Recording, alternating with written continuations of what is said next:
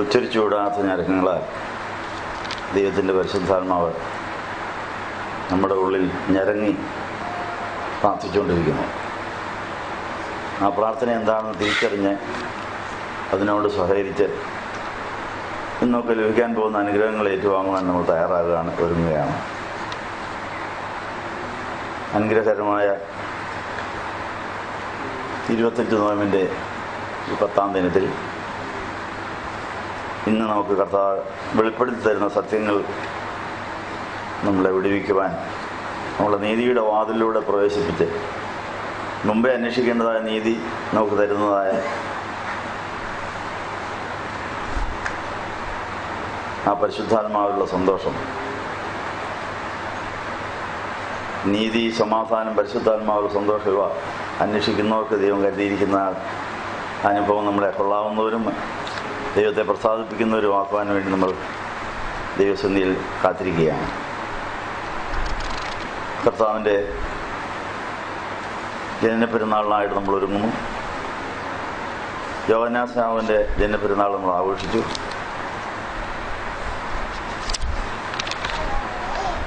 യോസേപ്പിനുണ്ടായതായ വെളിപ്പാടിനെ കുറിച്ചുള്ളതായ ധ്യാനത്തിനായി നമ്മൾ തയ്യാറാകുകയും ചെയ്യുന്നു.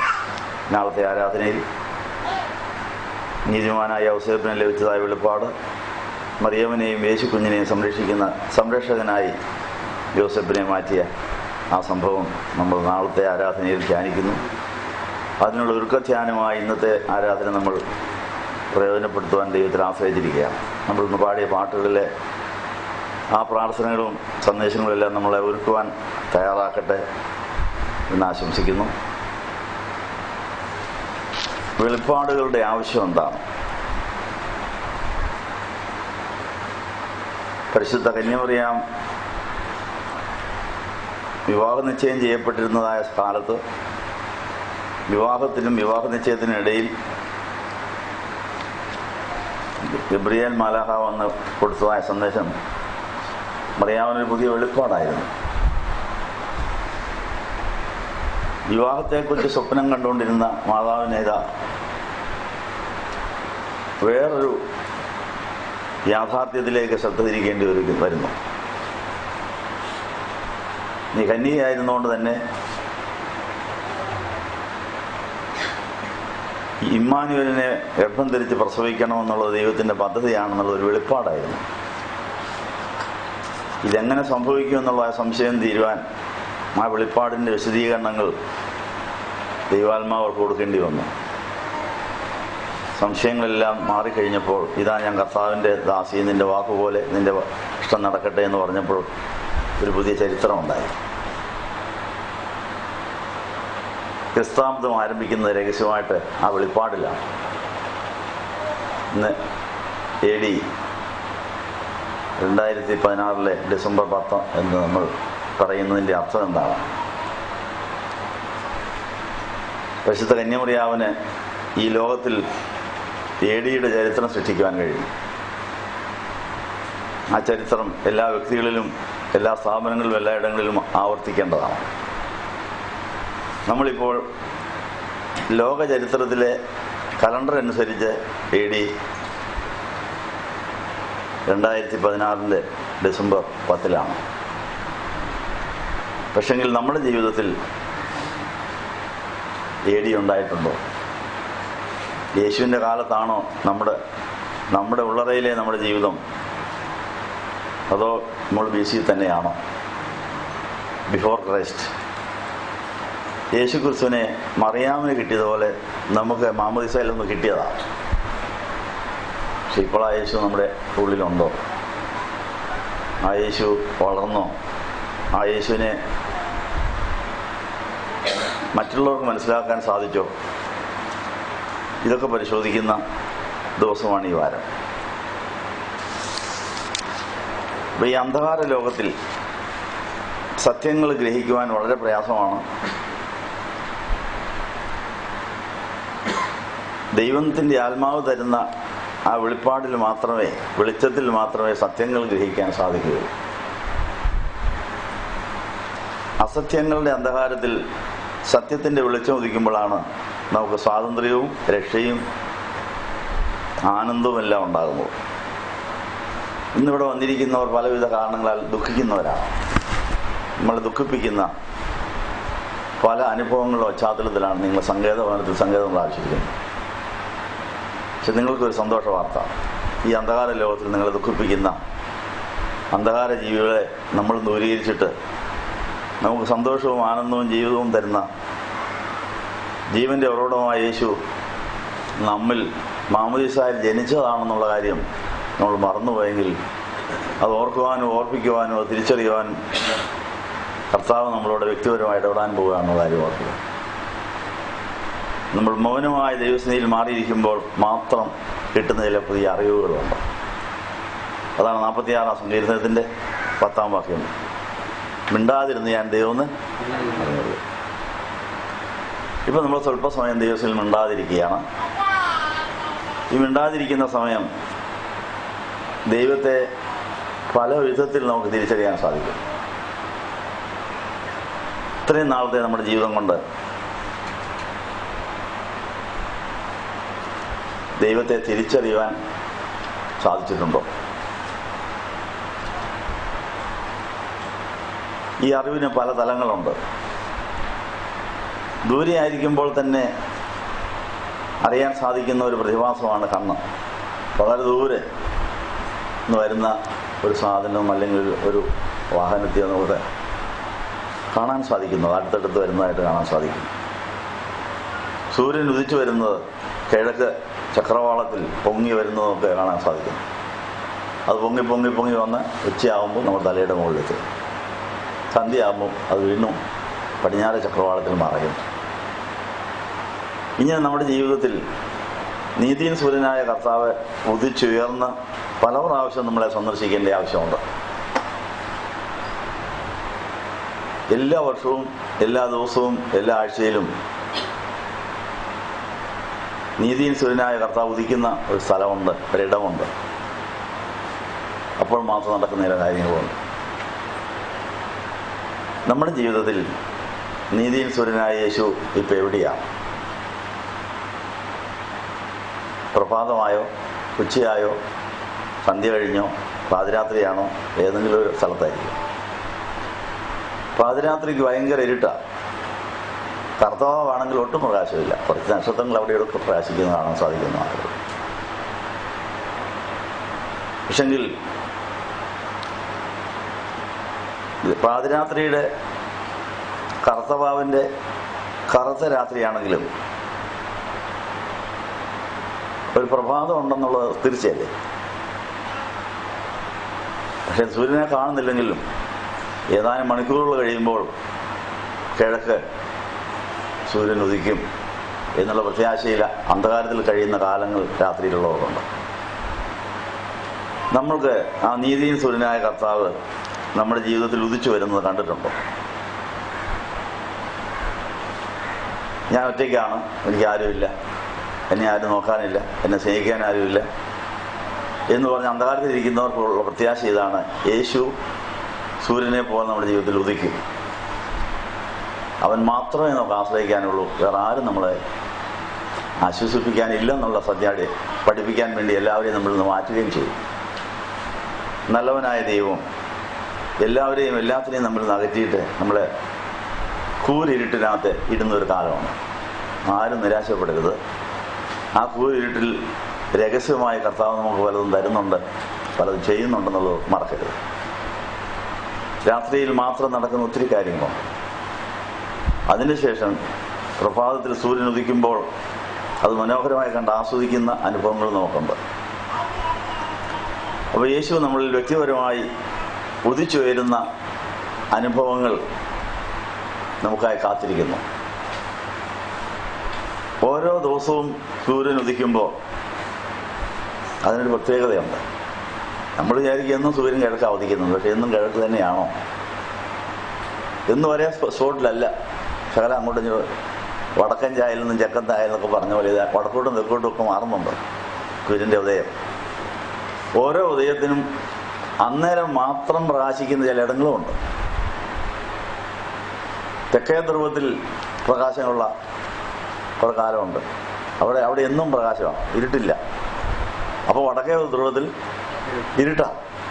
അങ്ങനെയൊരു ചില കാലം. അപ്പോൾ നീണ്ട മാസങ്ങളോ നീണ്ട വർഷങ്ങളോ വടക്കേ ധ്രുവത്തിൽ ഇരുട്ട് വരുന്ന പോലെ നമ്മുടെ ജീവിതത്തിൽ ഇരുണ്ട ചില വശങ്ങളുണ്ടാകാം. അപ്പം മറ്റേ വേറെ വശത്ത് പ്രകാശം ഉണ്ടാകാം. നിരാശപ്പെടണ്ട. എല്ലായിടും പ്രകാശിപ്പിക്കാൻ വേണ്ടി സൂര്യൻ മാറി മാറി അങ്ങോട്ടും ഇങ്ങോട്ടും മാറിയാണ് ഉദിക്കുന്നത്. അപ്പോൾ ഇന്ന് നമ്മുടെ നേരെ ഉദിച്ചു വരുന്ന സൂര്യൻ, നീതിയും സൂര്യനായ യേശു, ഇന്ന് മാത്രം നമുക്ക് വെളിപ്പാട് നൽകുന്ന ചില വശങ്ങളുണ്ട്. അതിനുശേഷം മാത്രം നമുക്ക് മര്യാദയ്ക്ക് നടക്കാനുള്ള ചില വഴികളും ഉണ്ടാക്കും. മര്യാദകേടുകളൊക്കെ വെളിപ്പാടിൻ്റെ അഭാവത്തിലാണെന്നൊരു വചനമുണ്ട്. നമുക്ക് ഓർമ്മയുണ്ടോ? വെളിപ്പാടില്ലാത്ത മര്യാദ കെട്ട് നടക്കുക. എന്താ അതേത് വാക്കിയാന്ന് ആക്കിയത് ഓർമ്മയുണ്ട്? അതൊന്നും എല്ലാവരും ചെയ്യാന്ന് പറഞ്ഞാട്ട് ഒന്ന് പറഞ്ഞാട്ട് വായിച്ചാട്ട്. സദൃശം വെളിപ്പാടില്ലാത്തടത്ത് മര്യാദകേട് കാണിക്കും. അപ്പം അതിൻ്റെ പുറകിൽ വെളിപ്പാട് മുടക്കി എന്ന് പറഞ്ഞ് തിന്മയുണ്ട്. അതിൻ്റെ പുറകിൽ വെളിപ്പാട് മുടക്കിയുള്ളപ്പം വെളിപ്പാട് വരികയില്ല. അപ്പോൾ നമ്മുടെ ജീവിതത്തിൽ ആരെങ്കിലും നമ്മളോട് മര്യാദകേട് കാണിച്ചെങ്കിൽ അന്നേരം ഉടനെ പ്രാർത്ഥിക്കാമെങ്കിൽ കർത്താവ് പറയും ചില കാര്യങ്ങൾ അവർക്ക് മറഞ്ഞിരിക്കുക, അതുകൊണ്ട് അവരങ്ങനെ പെരുമാറുന്നത്. അങ്ങനെയാണെങ്കിൽ നമ്മളും ആ അവസ്ഥയിൽ അങ്ങനെ പെരുമാറുള്ളൂ. അപ്പോൾ അവരോട് പ്രതിഷേധിക്കേണ്ട കാര്യം വല്ലതും ഉണ്ടോ? വെളിപ്പാടില്ലാതെ വന്നാൽ മര്യാദകേട് നടന്നിരിക്കും. അപ്പോൾ ഈ ലോകത്തിലെ എല്ലാ മര്യാദകേടുകളുടെയും പുറകിൽ ചില വെളിപ്പാടിൻ്റെ അഭാവം ഉണ്ട്. ഭാര്യ, ഭർത്താവ്, മക്കള്, സഹോദരി, അമ്മായിയമ്മ, നാത്തൂൻ, അയൽവക്കംകാര്, അച്ഛൻ, തിരുമേനി, ബാവ, ഇവരിൽ നിന്നൊക്കെ നമ്മൾ പ്രതീക്ഷിക്കാത്ത അനുഭവങ്ങൾ ഉണ്ടാകും. നമുക്ക് മര്യാദകേടാണെന്ന് തോന്നുന്നു ഇന്നും വരാം. മനസ്സിലായോ?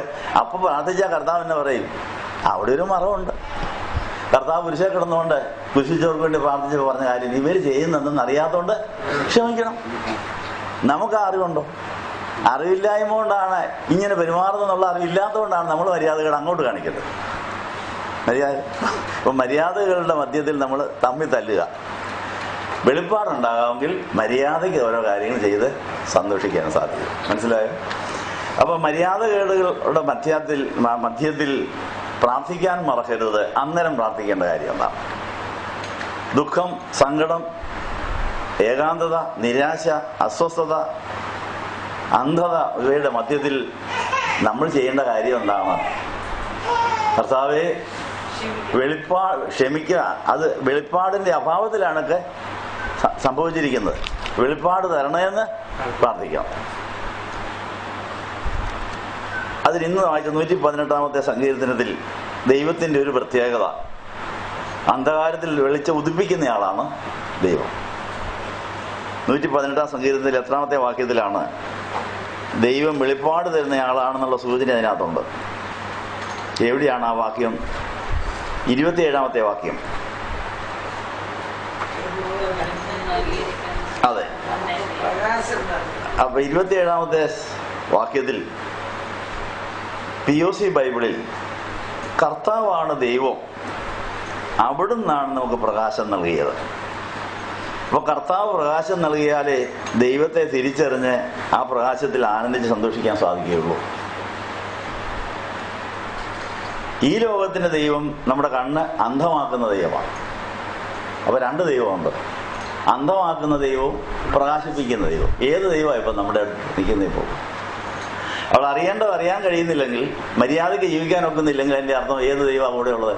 അന്ധകാരത്തിന്റെ സത്യങ്ങളെ മറച്ചു വെക്കുന്ന, ബോഷ്ക് പറയുന്ന, കള്ളം പറയുന്നവനും കള്ളം പറയുന്നവനും അപ്പനുമായ പിശാച് നമ്മുടെ അടുത്ത് നിൽക്കാൻ സാധ്യതയുണ്ട്. അവൻ മാറി സത്യം പറയുന്നവനുമായ ദൈവം ഉദിച്ചു വന്നെങ്കിൽ മാത്രമേ സത്യം ഗ്രഹിച്ച് സന്തോഷിക്കുവാനും ആനന്ദിക്കാനും സാധിക്കൂ. അപ്പൊ നമ്മുടെ ഇന്നത്തെ സകല പ്രശ്നങ്ങളുടെയും പുറയിൽ വെളിപ്പാടിന്റെ അഭാവമുണ്ട്, ഇല്ലേ?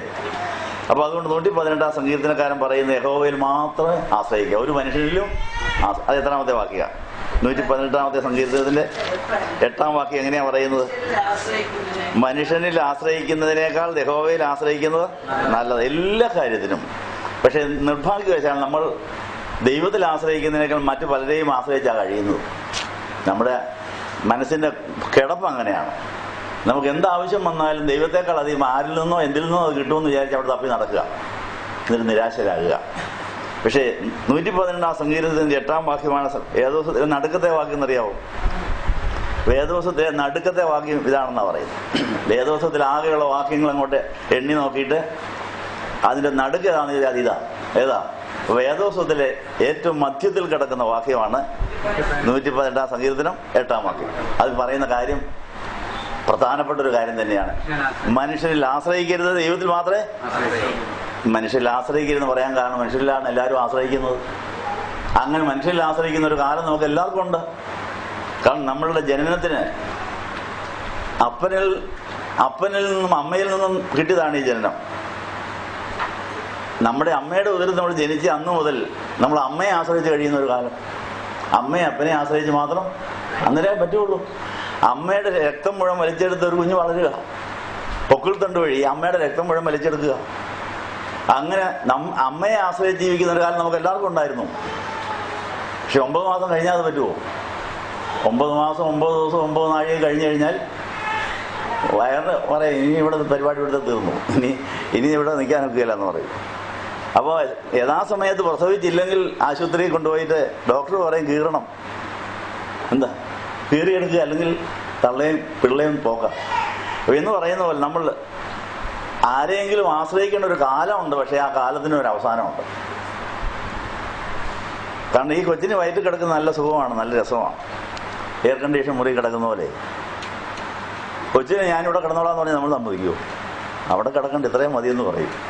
അപ്പം അങ്ങനെ ഓരോ സ്ഥലങ്ങളിൽ നമ്മളെ വിടുവിച്ച് അവസാനം എവിടെ ചെന്നാലേ സ്വസ്ഥതയുള്ളൂ? ദൈവത്തിൽ ചെല്ലണം. അപ്പോൾ നമ്മൾ എവിടെയെങ്കിലും തങ്ങി കിടക്കുകയാണോ? അതുകൊണ്ട് യഹോവയിൽ തന്നെയാണ് എല്ലാ കാര്യത്തിനും ആശ്രയിക്കേണ്ടത്. പക്ഷെ യഹോവയിൽ എത്തുന്നതിന് മുമ്പ് പല ഇടങ്ങളിലും പല കാര്യങ്ങളിലും പല വ്യക്തികളിലും നമ്മൾ കുടുങ്ങിക്കിടക്കുന്ന ഒരു കാലമുണ്ട്. അപ്പോൾ പ്രാർത്ഥിക്കാവുന്ന കർത്താവ് അടുത്ത ഘട്ടത്തിലേക്ക് നമ്മളെ വളർത്തും. മനസ്സിലായോ? അപ്പോൾ അതുകൊണ്ട് നമ്മുടെ ജീവിതത്തിൽ യഹോവയിലല്ലാതെ ഏതെല്ലാം കാര്യത്തിൽ നമ്മൾ ആശ്രയിച്ച് അവിടെ കുടുങ്ങിക്കിടക്കുന്നുണ്ടെങ്കിൽ അവിടുന്ന് നമ്മളെ ദൈവത്തിലേക്ക് കൊണ്ടുവരാൻ വേണ്ടി അവിടെ ഒരു അസ്വസ്ഥത വരുത്തും. അവിടുത്തെ സുഖം എല്ലാം കളയും. അപ്പം അമ്മയ്ക്ക് കൊച്ചിനെ കൊണ്ട് നടന്നതിന് കൊതി എന്ന് തീരും. വേദനയോട് വേദന, വേഗം നിന്ന് പുറത്തായാൽ മതി എന്ന് പറഞ്ഞാൽ അമ്മ കരയുക, നിലവിളിയോട് നിലവിളി. അപ്പം നമ്മൾ ഒന്നിച്ച് കഴിയുന്നൊരു കാലം, സന്തോഷിക്കാൻ കഴിയുന്നൊരു കാലം, പരസ്പരം സ്നേഹം കൊടുത്തും വാങ്ങി ജീവിക്കുന്ന ഒരു കാലം. പക്ഷെ അതിനൊരു അന്തമുണ്ട്. അന്നേരം ആരും നിരാശപ്പെടണ്ട, അയ്യോ എനിക്കിനി ആരുമില്ലെന്ന് വിചാരിപ്പെടേണ്ട. യേശു നമുക്കായിട്ട് കാത്തു നിൽക്കുന്നു. അപ്പം നമുക്ക് ഈ സൃഷ്ടാവിനെ കിട്ടിക്കഴിഞ്ഞാലേ സ്വസ്ഥതയുണ്ടാവുള്ളൂ, നിത്യമായ സ്വസ്ഥതയിൽ ആനന്ദിക്കാൻ സാധിക്കുകയുള്ളൂ. അപ്പോൾ സൃഷ്ടാവായ കർത്താവ് അദൃശ്യനായ ദൈവത്തിൻ്റെ പ്രതിമയായ ലോകത്തിൽ അവതരിച്ച് നമ്മളെ വ്യക്തിപരമായി നമ്മളെ സന്ദർശിച്ചിട്ട് നമ്മൾ ആരെല്ലാം ആശ്രയിച്ചിരിക്കുന്നു അവരിൽ നിന്നെല്ലാം നമ്മളെ മാറ്റി യേശുവിൽ നമുക്ക് സ്വസ്ഥത തരാൻ സാധിക്കുന്ന ഒരു കാലമുണ്ട്, ഒരവസ്ഥയുണ്ട്. അതിനായി പ്രാർത്ഥിക്കണം, കാത്തിരിക്കണം എന്നാണ് പറഞ്ഞതിൻ്റെ അർത്ഥം. അപ്പോസ്തലനായ പൗലോസിന്റെ അനുഭവത്തിൽ പൗലോസ് പഴയ ന്യായപ്രമാണത്തെ ആശ്രയിച്ച് പരീശനായി ജീവിച്ചൊരു കാലം, വേദോസം മുഴുവൻ വായിച്ച് പരീശ ഭക്തനായി ജീവിച്ചിട്ട് തനിക്ക് മര്യാദകൾ കാണിക്കേണ്ടി ഒത്തിരി. ക്രിസ്ത്യാനികളെല്ലാം കൊന്നുകൊടുക്കുക, തല്ലിക്കൊല്ലുക, ഭക്തിയാണെന്ന വിചാരം. അപ്പം അങ്ങനെ നമ്മളുടെ എല്ലാവരുടെയും ജീവിതത്തിൽ ന്യായപ്രമാണ യുഗത്തിൽ കുടുങ്ങിക്കിടക്കുന്നൊരു കാലമുണ്ട്. 9 മാസം കഴിഞ്ഞ കുഞ്ഞ് അമ്മയുടെ വയറ്റിൽ കുടുങ്ങിക്കിടക്കുക. അതിന് വരണം താല്പര്യമൊന്നുമില്ല. പക്ഷെ അമ്മയ്ക്ക് സ്വസ്ഥതയില്ല. ഇനി നിന്നെ കൊണ്ട് എനിക്ക് നടക്കാൻ പറ്റുകയില്ല. അപ്പൊ എന്ന് പറയുന്നൊരു കാര്യം എല്ലാവരും നമ്മളെ കൈവിടുന്ന സമയം വരും. അതെന്തിനാ? ദൈവം കയ്യേക്കാനാ. മനസ്സിലായോ? അതുകൊണ്ടാണ് ആരെയും അമിതമായി സ്നേഹിക്കരുത്, ആശ്രയിക്കരുത്. അതിനെല്ലാം പരിധിയുണ്ട്, പരിമിതിയുണ്ട്. അയ്യോ എല്ലാം പോയെന്ന് പറഞ്ഞാൽ ആരും കരയേണ്ട കാര്യമില്ല. നിത്യനായ ദൈവം നിത്യമായി ആശ്രയിക്കാൻ നമുക്കുണ്ട്. പക്ഷെ നമ്മൾ ചിലതിനോട് യാത്ര പറഞ്ഞെങ്കിലേ ഈ ദൈവത്തെ നമുക്ക് സ്വന്തമാക്കാൻ സാധിക്കുകയുള്ളൂ. അതുകൊണ്ട് അപ്പോസ്തലനായ പൗലോസിനെ പരീക്ഷ ഭക്തി കൊണ്ട് വല്ല സ്വസ്ഥതയും കിട്ടിയോ? ഭക്തി കൊണ്ട് വല്ല ഗുണമുണ്ടായോ? 10 കൽപ്പന ശരിക്ക് പഠിച്ചയാളാണ്. പഴയ നിയമം ശരിക്ക് പഠിച്ചയാളാണ്. പക്ഷെ വല്ല ഗുണമുണ്ടായോ? അതുകൊണ്ട് പഴയ നിയമം നമുക്ക് പാപബോധവും നിരാശയും അസ്വസ്ഥതയും മര്യാദകളും തരുന്ന ഒരു കാലം ഉണ്ട്. പൗലോസ് യേശുവിനെ ദണ്ഡിപ്പിച്ച് മര്യാദകൾ കാണിക്കാൻ എന്താ കാര്യം? അപ്പോൾ ഇവൻ നസറേത്തുകാരൻ, ഒരു ആശാരി, ക്രിസ്തുവാന്ന് പറഞ്ഞ് നടക്കുക, മനുഷ്യരെ കളിപ്പിക്കുക, കള്ളക്രിസ്തു എന്ന് പറഞ്ഞ് അടിച്ചത്. പക്ഷേ നട്ടുച്ചയ്ക്ക് സൂര്യനെ വെല്ലുന്ന പ്രാവശ്യത്തിലൊരു വെളിപ്പാടങ്ങളുണ്ടായി ക്രൂസിൽ വെച്ച്. അന്നേരം മനസ്സിലായി, അയ്യോ ഞാൻ അന്ധതയിലായിരുന്നു, ഞാൻ വിചാരിച്ച പോലെ ഒന്നുമല്ല കാര്യം. ഈ ക്രിസ്തു തന്നെ എൻ്റെ കർത്താവാണ്. നീ ആരാണെന്ന് ചോദിച്ചപ്പോഴത്തന്നെ വെളിപ്പാട് കർത്താവാണ്, എൻ്റെ കർത്താവേ എന്ന് വിളിക്കാൻ തുടങ്ങി. ഇതുപോലെ നമ്മുടെ ജീവിതത്തിൽ മര്യാദകേടിൻ്റെ പഴയ നിയമം അവസാനിച്ചിട്ട് നീതിയുടെയും സന്തോഷത്തിൻ്റെയും വിശ്വാസത്തിൻ്റെയും പുതിയ നിയമം ആരംഭിക്കണം. അതങ്ങ് ഓൺ ചെയ്തേരെ, ആ ഫോണങ്ങ് ഓൺ ചെയ്തേരെ. അപ്പം പ്രസംഗം അവരോട് കേട്ടോളൂ. ഏതായാലും ഫോൺ കൊണ്ടൊന്നുമല്ല, അതിനൊരു ഉപയോഗം വേണ്ടേ. അതുകൊണ്ട് അതങ്ങ് ഓൺ ചെയ്തേരെ, ഓൺ ചെയ്തങ്ങ് വെച്ചേരെ, അവരും പ്രസംഗം കേട്ടോട്ടെന്നേ. ഏതായാലും ഫോണിനൊരു ഉപയോഗം വേണ്ടേ. അപ്പം അവർക്ക് മനസ്സിലാക്കിയോളും ഈ നിങ്ങൾ വിളിച്ച ആള് പള്ളിയിലാണ്, പ്രസംഗം നടന്നുകൊണ്ടിരിക്കുന്ന ഒരു വാക്ക് കിട്ടിയാൽ അവർക്കൊരു വെളിപാട് കിട്ടുന്ന കിട്ടിക്കോട്ടെ, രക്ഷപ്പെട്ടോട്ടത്. ഫോൺ ഉള്ളവരെ വിളിച്ചാലേ ഉടനെ ഓൺ ചെയ്തേക്കണം. എന്താ പിന്നെ സൈലന്റിലാണെങ്കിൽ നമുക്ക് ആർക്ക് ശല്യമില്ലാത്ത തരത്തിൽ ഓൺ ചെയ്യാൻ സാധിക്കും. അങ്ങനെ ഒരു മോഡുണ്ട്, സൈലന്റ് മോഡ്. കോൾ വന്നാൽ വിറയ്ക്കുകയോ അനങ്ങുകയോ ഒക്കെ ചെയ്യും, വേറെ ആർക്ക് ശല്യമില്ല. അന്നേരം അതങ്ങ് ഓൺ ചെയ്താൽ മതി. അപ്പോൾ ഈ ഫോണ് ഇപ്പോൾ ആരാധന സ്ഥലത്താണെന്ന് പറഞ്ഞാൽ അവർക്ക് ഇവിടെ ഒന്ന് വരണമെന്ന് തോന്നും, അവർക്ക് വെളിപാട് കിട്ടും. അപ്പം അതിന് നമുക്ക് നന്ദി പറയാം. അപ്പോൾ ഈ ഫോൺ അടിച്ചവർ കേട്ടോ, നിങ്ങൾ വിളിച്ച ആള് സങ്കേതഭവനത്തിൽ നിങ്ങൾക്ക് വേണേ വരാം, വേണേ അതിനും കേട്ടു. അപ്പം അങ്ങനെ എല്ലാത്തിനും നമുക്ക് പ്രയോജനപ്പെടുത്താൻ എല്ലാത്തിനും ഒരു പൊതു ഉപയോഗം ഉണ്ടെന്നുള്ള കാര്യം പറയാം. അപ്പം നമുക്ക് നമ്മുടെ ജീവിതത്തിൽ നമ്മൾ AD-യിലാണോ BC-യിലാണോ? ഇപ്പോൾ പൗലൂസിനെ പോലെ കപടഭക്തിയിൽ പരീക്ഷഭക്തിയിൽ മറ്റുള്ളവരുടെ കുറ്റമൊക്കെ കണ്ടുപിടിച്ച് അവരെല്ലാം തല്ലിച്ചതയ്ക്കുന്ന മര്യാദകളുടെ കാലത്താണ്. BC-യാ. അപ്പം അങ്ങനെയാണെങ്കിൽ ഈ കൊല്ലമെങ്കിലും നമുക്ക് AD കയറണ്ടേ? അങ്ങനെയാണെങ്കിൽ അതിനുവേണ്ടി പ്രാർത്ഥിക്കണം. അപ്പോൾ പൗലോസിയായിക്ക് ആ വെളിപ്പാട് ലഭിച്ചു കഴിഞ്ഞപ്പോൾ തൻ്റെ എഫേസ്യ സഭയിലുള്ളവർക്ക് മുഴുവൻ ആ വെളിപ്പാട് കിട്ടണമെന്ന് ആഗ്രഹമായി. ആ പ്രാർത്ഥന ചൊല്ലിക്കൊണ്ടാണ് നമ്മൾ ഇന്ന് കുർബാനയിലോട്ട് പ്രവേശിക്കാൻ പോകുന്നത്. അപ്പോൾ അതിന് എഫേസ്യ ലേഖനം 1-ാം അധ്യായത്തിൽ അപ്പോസ്തലനായ പൗലോസിൻ്റെ ഒരു പ്രാർത്ഥനയുണ്ട്. അപ്പോൾ നമ്മുടെ എല്ലാ മര്യാദകളുടെയും നഷ്ടകഷ്ടങ്ങളുടെയും സങ്കടങ്ങളുടെയും ഏകാന്തതയുടെയും ദുഃഖങ്ങളുടെയും രോഗങ്ങളുടെയും മധ്യത്തിൽ ജ്ഞാനത്തിൻ്റെയും വെളിപ്പാടിൻ്റെയും ആത്മാവിനെ കിട്ടിയാൽ മതി. എല്ലാത്തിൻ്റെയും നല്ല വശം നമുക്ക് കാണാൻ സാധിക്കും, എല്ലാത്തിൻ്റെയും ലാഭകരമായ വശം നമുക്ക് കാണാൻ സാധിക്കും. അപ്പോൾ എപ്പോഴും സന്തോഷിക്കാൻ സാധിക്കും. രോഗത്തിനും കഷ്ടത്തിനും നഷ്ടത്തിനും സങ്കടത്തിനും ദുഃഖത്തിനും ലാഭകരമായ ഒരു വശമുണ്ട്. അത് വെളിപ്പാട് കിട്ടിയാലേ മനസ്സിലാവുകയുള്ളൂ. പിശാചിന്റെ പണി ഇതിൻ്റെ എല്ലാം നഷ്ടകരമായ ദുഃഖകരമായ കാര്യം മാത്രം കാണിച്ച് നമ്മളെ വിഷമിപ്പിച്ച് നമ്മളെ ഞെക്കിപ്പിഴിഞ്ഞ് പ്രാണം കൊണ്ടുപോകാൻ അവൻ്റെ പരിപാടി. എന്നാൽ വെളിപ്പാട് ലഭിക്കാമെങ്കിൽ എല്ലാത്തിനും നന്ദി പറയാം, എപ്പോഴും സന്തോഷിക്കാം. സന്തോഷഹൃദയമാകുന്ന ഔഷധം ഉണ്ടാക്കി ഏത് രോഗത്തിനും നമുക്ക് ആശ്വാസം പ്രാപിക്കാൻ സാധിക്കും. എഫേസ്യ ലേഖനം 1-ാം അധ്യായത്തിലെ ആ പ്രാർത്ഥന എവിടെ എഴുതിയിരിക്കുന്നത്? 15 തൊട്ട് നമുക്ക് പ്രാർത്ഥിക്കാം. ക്രിസ്തുവിന്റെ മഹോന്നതനായ ക്രിസ്തുവിനെ കുറിച്ചുള്ള വെളിപ്പാട്. കർത്താവായ യേശു ക്രിസ്തുവിലുള്ള നിങ്ങളുടെ വിശ്വാസത്തെയും എല്ലാ വിശുദ്ധരോടും നിങ്ങൾ പ്രകടിപ്പിക്കുന്ന സ്നേഹത്തെയും കുറിച്ച് കേട്ട നാൾ മുതൽ എൻ്റെ പ്രാർത്ഥനയിൽ നിങ്ങളെ അനുസ്മരിച്ച് നിങ്ങളെ പ്രതി ദൈവത്തിന് കൃതജ്ഞത അർപ്പിക്കുകയും ചെയ്യുന്നതിൽ നിന്ന് ഞാൻ വിരമിച്ചിട്ടില്ല. അപ്പോൾ നമുക്കുണ്ടാകുന്ന എല്ലാ ദുഃഖ സംഭവങ്ങളും പ്രാർത്ഥനയാക്കണമെന്ന് അവിടെ പറഞ്ഞതിൻ്റെ അർത്ഥം. നമ്മുടെ എല്ലാ അനുഭവങ്ങളും പ്രാർത്ഥനാ വിഷയമാകണം. അപ്പോൾ കിട്ടുന്ന പുതിയ വെളിപ്പാടുണ്ട്. അപ്പോൾ നമ്മൾ ഉദ്ദേശിച്ച കാര്യത്തിന് നമ്മൾ കാണാത്തതും അറിഞ്ഞിട്ടില്ലാത്തതുമായ പുതിയ വശങ്ങൾ ദൈവം കാണിച്ച് അതെല്ലാം രക്ഷാകരമാക്കാൻ ദൈവത്തിന് സാധിക്കുമെന്നാണ് പറഞ്ഞതിൻ്റെ അർത്ഥം. 17-ാം വാക്യത്തിൽ നമ്മുടെ കർത്താവായ യേശു ക്രിസ്തുവിന്റെ ദൈവവും മഹത്വത്തിന്റെ പിതാവുമായവൻ, നമുക്ക് എല്ലാവർക്കും ചേർന്ന് പറയാം, നമ്മുടെ കർത്താവായ യേശു ക്രിസ്തുവിന്റെ ദൈവവും മഹത്വത്തിന്റെ പിതാവുമായവൻ ജ്ഞാനത്തിന്റെയും വെളിപ്പാടിന്റെയും ആത്മാവിനെ നിങ്ങൾക്ക് പ്രദാനം ചെയ്തുകൊണ്ട് തന്നെക്കുറിച്ച് ഉള്ള പൂർണ്ണമായ അറിവിലേക്ക് നിങ്ങളെ നയിക്കട്ടെ. നിങ്ങളുടെ വേദോസത്തിൽ എങ്ങനെ? ഇത് POC ബൈബിളിലാണ്. അത്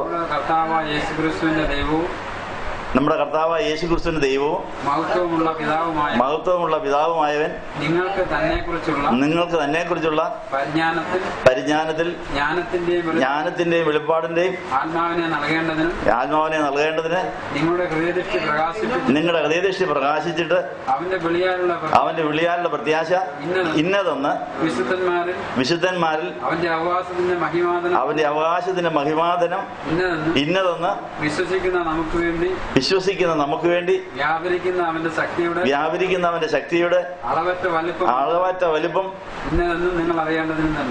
അറിയേണ്ടതിന് തന്നെ പ്രാർത്ഥിക്കുന്നുണ്ട്. അപ്പൊ പ്രാർത്ഥനാ വിഷയങ്ങൾ ഇതുവരെ നിങ്ങളുടെ പ്രാർത്ഥനാ വിഷയമായിട്ടുണ്ട്. ഇന്നത്തെ ലിസ്റ്റിനകത്ത് ഇതൊന്നും കാണുന്നില്ല. മനസ്സിലായോ? നിങ്ങളുടെ പേപ്പറൊക്കെ ഇവിടെ വെച്ചിട്ടുണ്ട്. പക്ഷെ കർത്താവ് പറയുന്ന ഈ കാര്യം തന്നെ അവർക്ക് ഒരു വിഷയമാകാത്തത്, അത് അങ്ങോട്ട് പറഞ്ഞേക്കാൻ പറയും.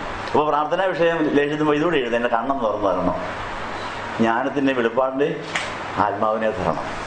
അപ്പം അങ്ങനെ എല്ലാ മര്യാദകളും മാറണമെങ്കിൽ ജ്ഞാനത്തിൻ്റെ വെളിപ്പാടിൻ്റെ ആത്മാവ് വരണം. അപ്പം എല്ലാം ഉചിതമായും ചന്തമായി. അപ്പം വല്ലവരും പരിഭവിക്കേണ്ട കാര്യമുണ്ടോ? സഹതാപം ഉണ്ടായാൽ മതി. അറിയാൻ മേലാത്തതുകൊണ്ട്, അറിവില്ലാത്തതുകൊണ്ട്, ബോധമില്ലാത്തതുകൊണ്ട് ക്ഷമ കൊടുക്കും. അപ്പോൾ നമ്മൾക്ക് ദുഃഖകരമായ ആരെങ്കിലും പെരുമാറുന്നെങ്കിൽ കർത്താവേ കരുണയുണ്ടാകണം, അവരെ കൈവിടല്ലേ, അവർക്ക് ക്ഷമ കൊടുക്കണേ, അറിയില്ലാതെയാണേ പറയുന്നതെന്ന് പറഞ്ഞാൽ വെളിപ്പാട് കിട്ടുന്നവരെ അങ്ങനെ പ്രാർത്ഥിച്ചുകൊണ്ടിരിക്കാമെങ്കിൽ നമുക്കെല്ലാം. അപ്പോൾ നീതിമാനായ യൗസേപ്പിന് വെളിപ്പാട് കിട്ടാൻ കാര്യം എന്താ? നീതിമാനായ യൗസേപ്പിനുണ്ടായതായ പ്രശ്നം ദൈവത്തോട് പറഞ്ഞുകൊണ്ടിരുന്നേ, ഞാൻ കെട്ടിക്കൊള്ളാമെന്ന് പറഞ്ഞ് കല്യാണം ഉറച്ചിരുന്ന അവള് ഗർഭിണിയാണെന്ന് കണ്ട് ഞാനറിയാതെ എന്താ സംഭവിച്ചിരിക്കുന്നത്? ദൈവത്തെ വിവരം അറിയിച്ചു, ശാന്തമായി കാത്തിരുന്നു. ഞാൻ മുഖാന്തരം അപമാനം വരുത്തുന്നില്ല, ആരോടും പറയില്ല. അതാണ് തൻ്റെ ദൈവാശ്രയത്തിൻ്റെ, മനസ്സിലായോ? ഒരാളെക്കുറിച്ച് സംശയാസ്പദമായ ഒരു സംഭവം ഉണ്ടായാൽ നമ്മൾ സ്വന്തം ബുദ്ധിയിൽ ആശ്രയിക്കാതെ വിവരം ദൈവത്തെ അറിയിച്ചിട്ട് ദൈവത്തിൻ്റെ വിധിക്ക് വേണ്ടി കാത്തിരിക്കും. നമ്മൾ വിധികർത്താക്കളാകാൻ പോകരുത്. എന്ത് സംഭവം ഉണ്ടായാലും ആരെ അറിയിക്കണം? കാര്യം ന്യായമായി വിധിക്കുന്നവെങ്കിൽ പരമേൽപ്പിക്കണം. ആ വാക്യം എവിടെയാ? പത്രോസിന്റെ ലേഖനത്തിൽ എത്ര അധ്യായത്തില്? അപ്പൊ അത് മറന്നുപോയെന്ന കാര്യം മനസ്സിലായല്ലോ. അപ്പൊ ഒന്നുകൂടെ പഠിക്കണമെന്ന് മനസ്സിലായില്ലേ? അപ്പൊ അതൊരു എളുപ്പമാണ്. അപ്പൊ കാര്യം ന്യായമായി വിധിക്കുന്നവെങ്കിൽ പരമേൽപ്പിച്ചാൽ കാര്യം ഭംഗിയാ ദൈവം നടത്തി തരും.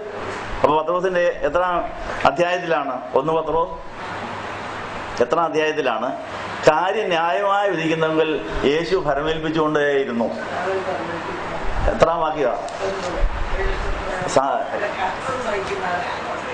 അപ്പൊ ഏത് കഷ്ടം വന്നാലും, ഏത് നഷ്ടം വന്നാലും, ഏത് സങ്കടം വന്നാലും വിവരം ഇവിടെ അറിയിക്കണം. എത്രാം വാക്യ? എന്ന് പറഞ്ഞാട്ട്, അതുകൊണ്ട് ദൈവഇഷ്ടപ്രകാരം കഷ്ടത സഹിക്കുന്നവൻ നന്മ ചെയ്തുകൊണ്ട് തങ്ങളുടെ പ്രാണനെ വിശ്വസ്തനായ സൃഷ്ടാവിൽ. അത് പ്രാണനെ ഏൽപ്പിക്കുന്ന കാര്യം, അനുഭവങ്ങൾ ഏൽപ്പിക്കുന്ന കാര്യം എവിടെയാ? എവിടെയാ? 4:19 എന്നതാ. ഇനിയും വേറൊന്നുണ്ട്. ഉണ്ടായ സകല കഷ്ടങ്ങളും സങ്കടങ്ങളും ദുഃഖങ്ങളും കാര്യം ന്യായമായി വിധിക്കുന്നവങ്കിൽ ഫലമേൽപ്പിച്ചുകൊണ്ടിരുന്നു. അതെത്രാം വാക്യോ? 1 പത്രോസ് 2 എത്രാം വാക്യത്തിലാണത്? അതെ. പിന്നെ ഭീഷണിപ്പെടാതെ ന്യായമായി വിധിക്കുന്നെങ്കിൽ കാര്യം ന്യായമായി ഫലമേൽപ്പിച്ചു. അതുകൊണ്ടാണ് കർത്താവിന് സകല അനുഭവങ്ങൾ സന്തോഷത്തോടെ സ്വീകരിച്ച് അതിനെ ഉയർപ്പാക്കി. തന്റെ കഷ്ടതയും തന്റെ ദുഃഖത്തെയും ഉയർപ്പിന്റെ അനുഭവം ആക്കി മാറ്റി. അപ്പൊ പേടിക്കണോ? അപ്പൊ എത്രയാ? 2-ാം അധ്യായം 21-ാം വാക്യം എന്ന് പറഞ്ഞു തന്നാട്ടെ എല്ലാരും. അതൊന്ന് വായിച്ചാട്ടെ. കണ്ടതൊക്കെ പറഞ്ഞാൽ തന്നെ സഹാരിച്ചിട്ട് പകരം സഹാരിക്കാതെയും കഷ്ടത അനുഭവിച്ചിട്ട് ഭീഷണിപ്പെടുത്താതെയും ന്യായമായി വിധിക്കുന്നെങ്കിൽ തന്നെ തന്നെ പരമേൽപ്പിക്കുകയും ചെയ്തത്. ആ ക്രിസ്തുവിനെ നമ്മൾ അനുകരിക്കുന്നു. ക്രിസ്ത്യാനി എന്ന് പറഞ്ഞാൽ ക്രിസ്തുവിനെ അനുകരിക്കുന്നയാൾ അനുഭവിക്കില്ല. അത് അനുകരിച്ചാലേ യഥാർത്ഥ ക്രിസ്ത്യാനി, അല്ലാത്തവരെ കള്ള ക്രിസ്ത്യാനി. അപ്പൊ നമ്മളിപ്പോ കള്ള ക്രിസ്ത്യാനിയാണോ യഥാർത്ഥ ക്രിസ്ത്യാനിയാണോ? കള്ള ക്രിസ്ത്യാനിയാണ്. അപ്പൊ കള്ള ക്രിസ്ത്യാനിയെ സത്യ ക്രിസ്ത്യാനിയാക്കുന്ന വെളിപ്പാടിന് വേണ്ടിയാണ് ഇന്നത്തെ ആവേശം, ഇന്നത്തെ കുർബാന അതിന് വേണ്ടിയാണ്. അപ്പൊ അങ്ങനെ നമുക്ക് നമ്മളുടെ ജീവിതത്തിൽ യേശുവിനെ കണ്ടെത്തണം. അപ്പോൾ നീതിമാനായ യോസേപ്പ് താൻ ഇവൾ ഗർഭിണിയാണെന്ന് അറിഞ്ഞിട്ടും ഞാനായിട്ട് വിധിക്കുന്നില്ല, ഞാനായിട്ട് അവളെ കല്ലെറിയുന്നില്ല. വേറെ എന്തെങ്കിലും കാര്യം കാണുമായിരിക്കും. പക്ഷേ പാവപ്പെട്ട കൊച്ചല്ലേ, പെൺകുട്ടിയല്ലേ, 10-12 വയസ്സില്ലാതെ അബദ്ധം പറ്റിയതായിരിക്കും. ഞാനായിട്ട് അവളെ അവമാനിക്കുന്നില്ല. എവിടെയെങ്കിലും പോയി ജീവിച്ചോട്ടെ, ഞാൻ ഉപേക്ഷിച്ചേക്കാം. കല്ലെറിയുന്നതിന് പകരം രഹസ്യമായിട്ട്, അത് വലിയ ദാക്ഷിണ്യമാണ്, വലിയ കൺസെഷനാണ്. നമ്മളിങ്ങനെ നമ്മുടെ മുമ്പിൽ കണ്ടതും കേട്ടതും വെച്ചുകൊണ്ട് ആരെങ്കിലും വിധിച്ചിട്ടുണ്ടോ? കണ്ടതും കേട്ടതുമായ കാര്യം നമുക്ക് വിഷമം ഉണ്ടാക്കുന്നതാണെങ്കിൽ കർത്താവ് ഞാനായിട്ട് വിധിക്കുന്നില്ല, നീ അങ്ങ് വിധിച്ചു എന്ന് കൊടുത്തിട്ടുണ്ട്. അപ്പോൾ നിത്യസംഭവങ്ങളിൽ നമുക്ക് ഇഷ്ടമില്ലാത്തതും നമുക്ക് അരോചകമായതും നമുക്ക് അസ്വസ്ഥമായ ഒത്തിരി സംഭവങ്ങൾ നടന്നുകൊണ്ടേയിരിക്കും. അത് ആരെ പരമേൽപ്പിക്കണം? അപ്പച്ചനെ പരമേൽപ്പിച്ച് ഇത് ദൈവത്തെ സ്നേഹിച്ചാൽ എല്ലാം നന്മയ്ക്കായിത്തീരും. ഇത് നന്മയ്ക്കാകുവാനുള്ള ദൈവവിളിബോധവും ദൈവസ്നേഹബോധവും എനിക്ക് തരണം. ഞാൻ നിന്നിൽ ആശ്രയിക്കുന്നു, ഞാൻ നിന്നെ പരമേൽപ്പിക്കുന്നു കാര്യം എന്ന് പറയാമെങ്കിൽ എല്ലാത്തിനെയും നല്ല വശം കണ്ട് മര്യാദയ്ക്ക് ജീവിച്ച് ജന്മസാവല്യോടെ ആ മര്യാദയ്ക്കുള്ള ജീവിതം കാണുമ്പോഴാണ് നമ്മുടെ ഉള്ളിൽ ക്രിസ്തു ഉണ്ടെന്നുള്ളത്. അപ്പം മറിയാമനെ യോസേപ്പ് സംശയിക്കുന്നെന്ന് വിചാരിച്ചിട്ട് പൊട്ടിത്തെറിച്ചോ? ദൈവത്തോട് നീ എന്നെ എന്തൊരു ചതിവാ ചെയ്തത്, അയാളോട് ഇതൊന്ന് പറഞ്ഞിട്ട് എന്നോട് പറഞ്ഞാൽ പോരായിരുന്നു, എന്നോട് മാത്രമേ ഇതൊന്ന് പറഞ്ഞതിൻ്റെ കാര്യം തന്നെ ഇനി വല്ലതും പറഞ്ഞോ? തന്നെ പറയാൻ ശാന്തമായി സ്വസ്ഥമായി എവിടേക്ക് അങ്ങ് പോയി? എലിസബത്തിൻ്റെ അടുത്തോട്ട് അങ്ങ് പോയി. അവിടെ പോയി 3 മാസം ബാധിച്ച് പോയി ഇയാൾക്ക് ഇവിടെ വെളിപ്പാട് കിട്ടി. അപ്പോൾ നമ്മൾ ഉദ്ദേശിക്കുന്ന സമയത്ത് തന്നെ വെളിപ്പാട് കിട്ടണമെന്നില്ല കേട്ടോ. മാസങ്ങൾ ചിലപ്പോൾ കാത്തിരിക്കേണ്ടി വരും വെളിപ്പാട് കിട്ടാൻ. സംശയ രോഗികൾക്ക്, തെറ്റിദ്ധാരണയുള്ളവർക്ക്, വിരോധമുള്ളവർക്ക്, അസൂയക്കാർക്കൊക്കെ വെളിപ്പാട് കിട്ടണമെങ്കിൽ കന്യാമറിയാമേ 3 മാസം പ്രാർത്ഥിച്ചാൽ മതിയായിരുന്നു. നമ്മളൊരു 3 കൊല്ലം പ്രാർത്ഥിക്കേണ്ടി വരും, ചില 30 കൊല്ലം പ്രാർത്ഥിക്കണമായിരുന്നു. എത്ര കൊല്ലം വേണേലും എടുത്തോട്ടെ. ആ മറവിനൊരു ഉപയോഗമുണ്ട്. വിദ്യാബോധത്തിന്റെയും സംശയത്തിന്റെ ഇടയിലെ അന്ധകാരത്തിന് ഉപയോഗമുണ്ട്. അതുകൊണ്ട് സൂര്യൻ വന്നേച്ച് പോകുന്നത് എന്തിനാണെന്നറിയാവോ? സൂര്യൻ വന്ന് ഉച്ചയ്ക്കങ്ങ് നിൽക്കുക, പോകുന്നില്ലെങ്കിൽ എന്നാ പറയും? എന്താ സൂര്യ പോകാതെ, ഞങ്ങൾക്ക് സഹിക്കാൻ മേല, മതി, വന്നൊക്കെ മതി, പൊക്കോളാൻ പറയും. മാന്യനായ സൂര്യൻ അങ്ങനെ പറയിക്കാൻ നിൽക്കുവോ? വന്നേച്ചങ്ങ് പോവും, പിന്നെയും രാവിലെ വരും. ഓരോ പ്രാവശ്യത്തെ വരവിലും പോകലും ചില പണികൾ നടക്കും. സൂര്യൻ പ്രകാശിക്കുമ്പോൾ നടക്കുന്ന പണിയുണ്ട്, അന്ധകാരത്തിൽ നടക്കുന്ന പണി വേറെയുണ്ട്. സൂര്യൻ മാറിയാലേ ചില പണികൾ നടക്കുകയുള്ളൂ. സൂര്യൻ വരികയും വേണം, പോവുകയും വേണം. ഇപ്പോൾ ഓരോ പ്രാവശ്യത്തെ വരവും പോകും പുത്തനാണ്. അതിനെല്ലാം പുത്തൻ കാര്യങ്ങളുണ്ട്. മനസ്സിലായോ? എത്ര നാളായി വരവും പോകും തുടങ്ങിയിട്ട്? അതിൻ്റെ ഇടയ്ക്കാണ് നമ്മളൊക്കെ വളർന്നത്, അല്ലേ? അതിൻ്റെ നടക്ക് എന്തെല്ലാം കാര്യങ്ങൾ നടക്കുന്നു. അതുകൊണ്ട് എല്ലാ ദിവസവും കുർബാന, എന്ന് പുത്തൻ കുർബാനയാണ്.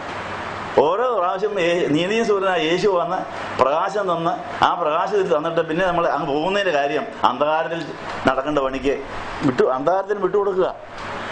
അന്ധകാരത്തിന് ഉപയോഗമുണ്ട്, ആവശ്യമുണ്ട്. അന്ധകാരം കഴിഞ്ഞുള്ള പ്രകാശത്തിന് ആസ്വാദ്യതയുണ്ട്. പാതിരാത്രിയിലെ കടുത്ത ഇരുട്ട് കഴിഞ്ഞ് നേരം വെളുത്ത് സൂര്യൻ വരും, പിന്നെയും ഭയങ്കര സന്തോഷം. എന്താ അങ്ങനെ വന്നും പോയി നിൽക്കണം. എല്ലാ ധ്യാനവും എല്ലാ കുർബാനയും പുത്തനാണ്. പഴയതാണെന്ന് നമുക്ക് തോന്നും.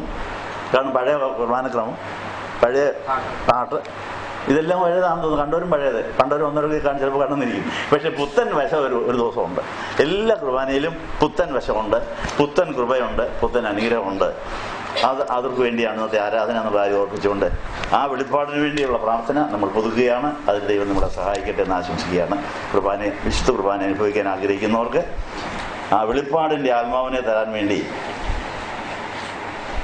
യോസേപ്പിനെ സന്ദർശിച്ചതായ മലാഹ നമ്മളെയും കൂടി ഒന്ന് സന്ദർശിക്കാൻ ഇപ്പോൾ പ്രാർത്ഥിക്കുകയാണ്. അതിനാണ് വെളിവ് നിറഞ്ഞോർ ഈശോ എന്നുള്ള പാട്ട് വെച്ചിരിക്കുന്നത്.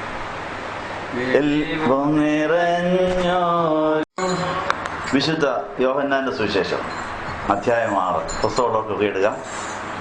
വിശുദ്ധ യോഹന്നാന്റെ സുവിശേഷം 6-ാം അധ്യായത്തിന്റെ 30 മുതൽ ചില വചനങ്ങൾ വായിക്കുന്നു.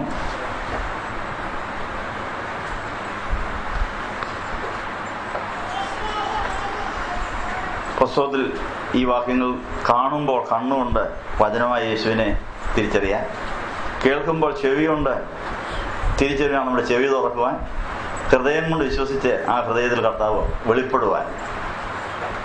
ഇത്രയും നാൾ അന്ധകാര ജീവിതത്തിലായിരുന്നെങ്കിൽ ഇന്ന് കർത്താവ് സൂര്യൻ ഉദിച്ചു വരുന്ന പോലെ നമ്മുടെ ജീവിതത്തിൽ ഉദിച്ചു വന്ന് ആനന്ദം നമുക്ക് തരുവാൻ നമുക്ക് പ്രാർത്ഥിക്കാം.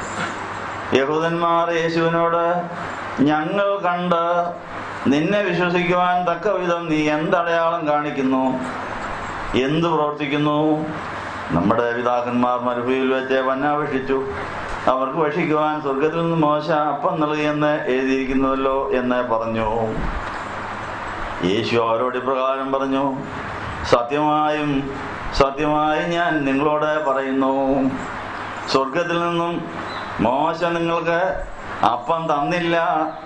സ്വർഗത്തിൽ നിന്ന് എന്റെ പിതാവത്രേ സാക്ഷാൽ അപ്പം നിങ്ങൾക്ക് തരുന്നത്. ദൈവത്തിന്റെ അപ്പം സ്വർഗത്തിൽ നിന്നിറങ്ങി ലോകത്തിന് ജീവൻ കൊടുക്കുന്നതാകുന്നു. അവർ യേശുവിനോട്, കർത്താവേ, ഈ അപ്പം എപ്പോഴും ഞങ്ങൾക്ക് നൽകണമേ എന്ന് പറഞ്ഞു. യേശു അവരോട് പറഞ്ഞു, ഞാനാകുന്നു ജീവന്റെ അപ്പം. എന്റെ അടുക്കൽ വരുന്നവൻ ഒരിക്കലും വിശക്കുകയില്ല, എന്നിൽ വിശ്വസിക്കുന്നവൻ ഒരു നാളും ദാഹിക്കുകയുമില്ല. എന്നാൽ നിങ്ങൾ എന്നെ കണ്ടിട്ടും വിശ്വസിക്കുന്നില്ല എന്ന് ഞാൻ നിങ്ങളോട് പറഞ്ഞുവല്ലോ. എന്റെ പിതാവ് എനിക്ക് നൽകിയിട്ടുള്ള ഏത് ഒരുവനും എന്റെ അടുക്കൽ വരും, എന്റെ അടുക്കൽ വരുന്നവനെ ഒരു നാളും പുറത്തെ തള്ളിക്കളയുകയില്ല. ഞാൻ സ്വർഗത്തിൽ നിന്ന് ഇറങ്ങി വന്നത് എന്റെ ഇഷ്ടം ചെയ്യുവാനല്ല, എന്നെ അയച്ചവന്റെ ഇഷ്ടം ചെയ്യുവാനത്രേ. അവൻ എനിക്ക് നൽകിയിട്ടുള്ള ആരെയും നശിപ്പിച്ച് കളയാതെ അവസാന ദിവസം എല്ലാവരെയും ഞാൻ ഉയർപ്പിക്കണമെന്നതാകുന്നു എന്നെ അയച്ചവന്റെ ഇഷ്ടം. അവസാന നാളിൽ ഞാൻ അവനെ ഉയർപ്പിക്കുകയും ചെയ്യും. പുത്രനെ കണ്ട് അവനിൽ വിശ്വസിക്കുന്നവന് നിത്യജീവൻ ലഭിക്കണമെന്നുള്ളതാണ് എന്റെ പിതാവിന്റെ ഇഷ്ടം. ഞാൻ സ്വർഗത്തിൽ നിന്നിറങ്ങി വന്ന അപ്പമാകുന്നു എന്ന് പറഞ്ഞതുകൊണ്ട് യഹൂദന്മാർ യേശുവിനെ പറ്റി പിറുപിറുത്തു. ഇവൻ യോസേപ്പിന്റെ മകനാ, യേശു അല്ലേ? ഇവന്റെ പിതാവിനെയും മാതാവിനെയും നാം അറിയുന്നല്ലോ, പിന്നെ സ്വർഗത്തിൽ നിന്ന് ഇറങ്ങി വന്നു ഇവൻ പറയുന്നത് എങ്ങനെ എന്ന് അവർ പറഞ്ഞു. യേശു അവരുടെ ഉത്തരം പറഞ്ഞു, നിങ്ങൾ അന്യോന്യം പെറുപെറുക്കേണ്ട. എന്നെ അയച്ച പിതാവ് ആകർഷിച്ചിട്ടല്ലാതെ ഒരുവനും എൻ്റെ അടുക്കൽ വരുവാൻ കഴിയുകയില്ല. അവസാന നാളിൽ ഞാൻ അവനെ ഉയർപ്പിക്കുകയും ചെയ്യും. ദൈവം എല്ലാവരെയും പഠിപ്പിക്കുമെന്ന് പ്രവാചകൻ എഴുതിയിരിക്കുന്നു. അതുകൊണ്ട് പിതാവിൽ നിന്ന് കേട്ട് പഠിക്കുന്ന ഏവനും എൻ്റെ അടുക്കൽ വരും. പിതാവിനെ ആരും കണ്ടിട്ടില്ല. ദൈവത്തിൽ നിന്നുള്ളവൻ മാത്രം പിതാവിനെ കാണുന്നു. സ്വല്പസമയം ഇരിക്കാം. ഈ വായിച്ചതായ തിരുവചന വെളിച്ചത്തിൽ നമ്മുടെ നിലവാരം എന്താണ്? നമ്മൾ വചനം കേട്ടിട്ടും വചനം കണ്ടിട്ടും കുർബാനയെ സംബന്ധിച്ച് പെറുപെറുക്കുന്നവരാണ്. യേശു ജീവന്റെ അപ്പമാണെന്ന് പറഞ്ഞപ്പോൾ യഹൂദന്മാർ അവനെ പറ്റി പെറുപെറുത്തു എന്നാണ് പറയുന്നത്. ഇപ്പൊ വേദോത്സവം വായിച്ചിട്ട് കുർബാനയും കഴിഞ്ഞ് കുർബാനയെ ചൊല്ലിച്ചതിന് ശേഷം വീട്ടിൽ ചെന്ന് പെറുപെറുപ്പാണ്. ഭാര്യ ഭർത്താവിന്മേലും ഭർത്താവ് ഭാര്യയ്ക്കെതിരെയും പെറുപെറുക്കുക, നാത്തൂന്മാർ തമ്മിൽ, അയൽവക്കംകാർ തമ്മിൽ, പിള്ളേർ തമ്മിൽ, ചേട്ടനും അനിയത്തിയും തമ്മിൽ, ആംഗ്ലയും പെങ്ങളും തമ്മിൽ പെറുപെറുക്കുകയാണ്. അതിൻ്റെ അർത്ഥം തന്നെ വെളിപ്പാട് കിട്ടിയില്ലെന്നാ. വെളിപ്പാടൊന്നുമില്ല, സൂര്യൻ ഉദിച്ചില്ല, അവരന്താരത്തിലാണ്. അതുകൊണ്ട് പ്രാർത്ഥിക്കണം, കർത്താവ് ഞങ്ങൾ പെറുപെറുപ്പാണ് ഇപ്പോഴും, നീ പറഞ്ഞതോ കുറച്ചൊന്നും ഞങ്ങൾക്ക് മനസ്സിലാകുന്നില്ല, ജ്ഞാനത്തിൻ്റെ വെളിപ്പാടിൻ്റെ ആത്മാവിനെ തരണമേ എന്ന് പ്രാർത്ഥിക്കണം. അപ്പോൾ ജ്ഞാനത്തിൻ്റെ വെളിപ്പാടിൻ്റെ ആത്മാവിനെ കിട്ടിയാലേ പെറുപെറുപ്പ് തീരുള്ളൂ. 40 കൊല്ലം പെറുപെറുത്തവരാരാ? ഇസ്രായേൽക്കാർ. എല്ലാവർക്കും കണ്ടാലും കണ്ടാലും പിന്നെയും പെറുപെറുപ്പ്. എന്ത് സംഭവിച്ചു? അവരെല്ലാം മരുഭൂമിയിൽ തകർന്നുപോയി. ഒരു യോശുവായും കാലയും മാത്രമേ പെറുപെറുക്കാതിരുന്നുള്ളൂ. അപ്പോൾ പെറുപെറുപ്പുകാരൊക്കെ അവിടെ പ്രാണനെ പാതാളത്തിൽ കളയുക. അപ്പോൾ നമ്മുടെ പാതാളത്തിൽ പോയ പ്രാണനെ വീണ്ടെടുത്ത് അതിനെ യേശുവിൻ്റെ കയ്യിൽ കൊടുത്ത് യേശു ജനിച്ചു വളർന്ന് സ്വർഗ്ഗാരോഹണം ചെയ്ത് പെന്തിക്കോസ്തിയുടെ അനുഭവത്തിൽ മാത്രമേ ജ്ഞാനത്തിൻ്റെ വെളിപ്പാടിൻ്റെ ആത്മാവിനെ കിട്ടുകയുള്ളൂ. അപ്പം വെളിപ്പാടിൻ്റെ ആത്മാവിനെ കിട്ടിക്കഴിഞ്ഞാൽ കണ്ടതും കേട്ടതുപോലെ മാത്രം നമ്മൾ വിധിക്കുകയില്ല. കണ്ടതും കേട്ടതും വെച്ചുകൊണ്ട് വിധിക്കുകയില്ല. കാരണം കണ്ട കാര്യത്തിന് കാണാത്ത വശമുണ്ട്, കേട്ട കാര്യത്തിന് കേൾക്കാത്ത കാര്യമുണ്ട്. എല്ലാം കൂടെ അറിയാവുന്ന ദൈവത്തോട് ചോദിച്ചിട്ട് ഒരു തീരുമാനം എടുക്കാം. മനസ്സിലായോ? നമ്മൾ കണ്ടതും കേട്ടതും വെച്ചിട്ട് വിധിക്കുക. അപ്പോൾ കണ്ടതിൻ്റെയും കേട്ടതിൻ്റെയും കാര്യത്തിനകത്ത് പരിമിതി ഉണ്ടെന്നാണ് പറഞ്ഞത്. നമ്മുടെ കണ്ണിന് ബാഹ്യമായ കണ്ണുകൾക്ക് ഒത്തിരി പരിമിതിയുണ്ട്. അതുകൊണ്ടാണ് രോഗിയെ കണ്ട ഉടനെ ഒരു ഡോക്ടർ ചികിത്സ തുടങ്ങുമോ? ഇല്ല, സ്കാനിങ് പോയി എക്സ്റേ എടുത്തുകൊണ്ട് പോവാ, സ്കാനിങ് നടത്തിക്കിട്ട് പോവാ, അതിന് റിസൾട്ട് ഒന്ന് കാണട്ടെ. ഡോക്ടർക്ക് തൻ്റെ കണ്ണുകളെയോ കാതുകളെയോ വിശ്വാസമില്ല. പോരാ, ഞാൻ കണ്ടത് പോരാ. തൊട്ടൊക്കെ നോക്കി, കണ്ണുകൊണ്ട് കണ്ടിട്ട് കൈ കൊണ്ട് വെച്ച് നോക്കിയിട്ട് നാടിയൊക്കെ ഒന്ന് പിടിച്ചു നോക്കി. പക്ഷേ സ്റ്റെതസ്കോപ്പ് വെച്ച് നോക്കുക. കൈ കൊണ്ട് വിരലുകൊണ്ട് തൊട്ടാൽ പോരാ, ഇത് ഒന്നുകൂടെ കൃത്യമായിട്ട് പറയുന്ന ഒരു റിസൾട്ടും കൂടെ എനിക്ക് കിട്ടണം. അപ്പോൾ നമ്മൾ ഒരിക്കലും സ്വന്തം വേഗത്തിൽ പോകുന്നരുത്. സ്വന്തം അറിവുകളിൽ ആശ്രയിക്കുക. അത് ഒത്തിരി പരിമിതിയുണ്ട്. അതാണ് ഡോക്ടർമാർ നമ്മളെ പഠിപ്പിക്കുന്ന കാര്യം. എന്തെല്ലാം ടെസ്റ്റ് കഴിഞ്ഞിട്ടാണ് ചികിത്സ തുടങ്ങുന്നത്? രൂപ എത്ര പോയി കിട്ടും? അപ്പോൾ ആശുപത്രി ജീവിക്കുന്നത് കൊണ്ട് ടെസ്റ്റ് കൊണ്ടാണ്. ഏത് രോഗം വന്നാലും ടെസ്റ്റ്. അപ്പോൾ അതുകൊണ്ട് ജീവിക്കുന്നവരും ജീവിക്കും. ലാബറട്ടറി ടെക്നീഷ്യൻ, എക്സ്റേ എടുക്കുന്നവർ, സ്കാനിങ് മെഷീൻ നടത്തുന്ന അവരും ജീവിക്കണ്ടേ? ഇതുണ്ടാക്കുന്ന കമ്പനിക്കാരും ജീവിക്കണ്ടേ? അപ്പോൾ ഒരു പ്രശ്നം ഉണ്ടായാൽ അതുകൊണ്ട് അനേകർ ജീവിക്കണം, അനേകർക്ക് അതുകൊണ്ട് പ്രയോജനം ഉണ്ടാകണം. അത് ആശുപത്രി പോയാലുള്ളതുകൊണ്ട്. ഇവിടെ വന്നാലും 7 പ്രാവശ്യം പോവാ, 10 പ്രാവശ്യം പോവാ, 50 പ്രാവശ്യം പോവാ, എല്ലാ ദിവസവും പോവാ എന്നൊക്കെ പറഞ്ഞൊരു കാര്യം തന്നെ. സ്കാനിങ് നടന്നിട്ടില്ലേ ചികിത്സ തുടങ്ങാനും പോകും. നിങ്ങൾക്ക് എല്ലാം സ്കാനിങ് മെഷീൻ അത് തിരിപ്പുണ്ടെന്നേ, അത് കേടായിട്ടിരിക്കുക. അപ്പോൾ എല്ലാവരുടെയും സ്കാനിങ് മെഷീൻ ഓണായി നിങ്ങൾ തന്നെ നിങ്ങളുടെ രോഗത്തിൻ്റെ വിവരം ചോദിച്ച് മനസ്സിലാക്കിയിട്ട്, കർത്താവ് എൻ്റെ വിവരം ഇതാ, എൻ്റെ കണ്ണ് മോശമാണ്, ഹൃദയവും മോശമാണ്, കാഴ്ചപ്പാടും മോശമാണ്, മര്യാദകളുടെ ഒത്തിരി ഉണ്ട്, ഇനി ഒത്തിരി കാര്യം അറിയാനുണ്ട്, കർത്താവ് ക്ഷമിക്കണം. അപ്പോൾ പിന്നെ പരാതി അങ്ങ് തീർന്നില്ലേ? പരിഭവവും പരാതിയും തീർന്നിട്ട് വെളിപ്പാടിനായിട്ട് കാത്തിരിക്കുക. സത്യങ്ങളുടെ വെളിപ്പാടിനായിട്ട് കാത്തിരിക്കുമ്പോൾ എല്ലാം ഉചിതമായും ചന്തമായും നടക്കും. അപ്പോൾ പെറുപെറുപ്പിൻ്റെ കാലം തീർന്ന് സ്തുതിയുടെയും സ്തോത്രത്തിൻ്റെയും ആരാധനയുടെയും കാലം ആരംഭിക്കണം.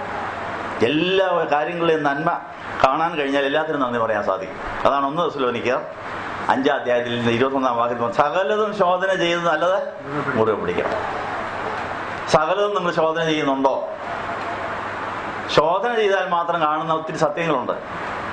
പുറമേ കാണുന്നതും കേൾക്കുന്നതും നമ്മളെ വഞ്ചിക്കാൻ സാധ്യതയുണ്ട്. അതുകൊണ്ട് കണ്ടതും കേട്ടതും ഒരിക്കലും വിധിക്കരുത്. അത് ഉടനെ വിവരം സ്വർഗത്തിലേക്ക് റിപ്പോർട്ട് ചെയ്തിട്ട് അവിടുത്തെ റിസൾട്ട് വന്നിട്ട് മാത്രമേ ചികിത്സ തുടങ്ങാവൂ. മനസ്സിലായോ? ചികിത്സ വഴിവെച്ച് നടത്തുമോ? ഇല്ല. വഴിവെച്ച് രോഗിയെ ഡോക്ടർ എനിക്ക് ഇന്ന അസുഖമാണ്, ആശുപത്രിയിലോട്ട് പോവാ, ഒന്ന് അഡ്മിറ്റ് ആകെ, ഇന്ന ടെസ്റ്റൊക്കെ നടത്താം, റിസൾട്ട് കൊണ്ട് പോവാ, നോക്കിയിട്ട് ഞാൻ വിവരം പറയാം എന്ന് പറഞ്ഞ പോലെ നമ്മൾക്ക് തന്നെ നമ്മുടെ പ്രശ്നങ്ങൾക്ക് പരിഹാരം കണ്ടെത്താൻ പറ്റിയ ആ ദൈവത്തിൻ്റെ ആത്മാവിൻ്റെ ഉള്ളിലിരുന്നു കൊണ്ട് ഇതിനെല്ലാം വിവേചിച്ച് ഉചിതവും ചന്തവുമായ കാര്യങ്ങൾ ചെയ്യാൻ കർത്താവിനോട് സഹകരിക്കാൻ സാധിക്കുന്ന കാര്യം ഓർപ്പിക്കണം. നമുക്ക് കർത്താവ് നൽകുന്ന ഏറ്റവും വലിയ പ്രത്യാശ ഇതാണ്. കർത്താവ് ഉയർത്തെഴുന്നേറ്റ് പോലെ നമ്മളെ ഉയർപ്പിക്കും. ആ പ്രത്യാശയുണ്ടോ? കർത്താവ് ഉയർത്തെഴുന്നേറ്റതുപോലെ നമ്മളെ ഉയർപ്പിക്കാനാണ് പരിപാടി. പക്ഷെ ഇപ്പോൾ ഉയർത്തെഴുന്നേറ്റോ? പക്ഷെ ഇപ്പോൾ ഉയർത്തെഴുന്നേറ്റൊരു വശമുണ്ട്, അത് നിങ്ങൾ അറിഞ്ഞിരിക്കണം. അതേതാണ് ആ വശം? എന്നെ അയച്ചവന്റെ ഇഷ്ടം ചെയ്യുകയാണെങ്കിൽ അവൻ എനിക്ക് നൽകിയിട്ടുള്ള ആരെയും നശിപ്പിച്ച് കളയാതെ അവസാന ദിവസം എല്ലാവരെയും ഞാൻ ഉയർപ്പിക്കുമെന്നുള്ളതാകുന്നത് എന്നെ അയച്ചവന്റെ ഇഷ്ടം. അപ്പൊ എല്ലാവരെയും ഉയർപ്പിക്കുന്ന ഒരു പരിപാടി കർത്താവിനുണ്ട്. കർത്താവ് ആദ്യം ഉയർത്തെഴുന്നേറ്റ് കാണിച്ചു. മനസ്സിലായോ? അതാണ് ആദ്യ ഫലം എന്ന് യേശുവിന് പറയാൻ കാരണം. ഉയർത്തെഴുന്നേൽപ്പിന്റെ പരിപാടിയിൽ സ്വർഗത്തിലെ അപ്പച്ചന് തന്റെ ഏകജാതനാണ് ഉയർത്തെഴുന്നേറ്റ് ആദ്യം കാണിച്ചത്. നമ്മൾ ദത്തുമക്കളായിട്ട് നമുക്കുണ്ട് ഈ പരിപാടി, ഉയർപ്പ്. അപ്പോൾ ഉയർപ്പിന് മുമ്പ് ഒരു മരണത്തിന് മുമ്പ് ഒരു കഷ്ടാനുവാഴ്ച, അത് നമുക്ക് വേണോ? നമ്മൾ ഉയർക്കാത്തതിൻ്റെ കാര്യം തന്നെ. നമുക്ക് കഷ്ടാനാഴ്ച വേണ്ട, സുഖം മാത്രം മതി, വേദനയൊന്നും വേണ്ട. അതിനോട് യാത്ര പോകാൻ അതൊരു വെളിപ്പാടാണ്. അപ്പോൾ കർത്താവ് ഉയർത്തെഴുന്നേക്കാൻ കാര്യം എന്നാ? മരിച്ചാലേ ഉയർക്കാൻ ഒക്കുള്ളൂ. മരിക്കണമെങ്കിൽ ആരെങ്കിലും തല്ലിക്കൊല്ലണം, തന്നെ ചാകാനൊക്കൂ.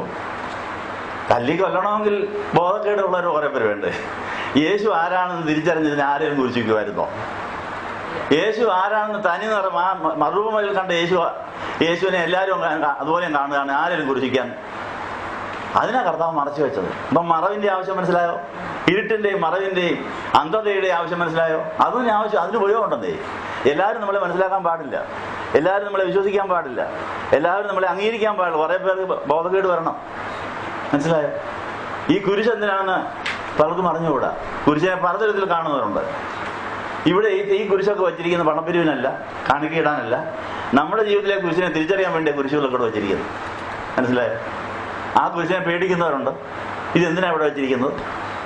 പേടിച്ചവരുണ്ട്. അതുകൊണ്ട് ഒരു കുരിശ് വരച്ച് അവിടെ വെച്ചിരിക്കുന്നത്.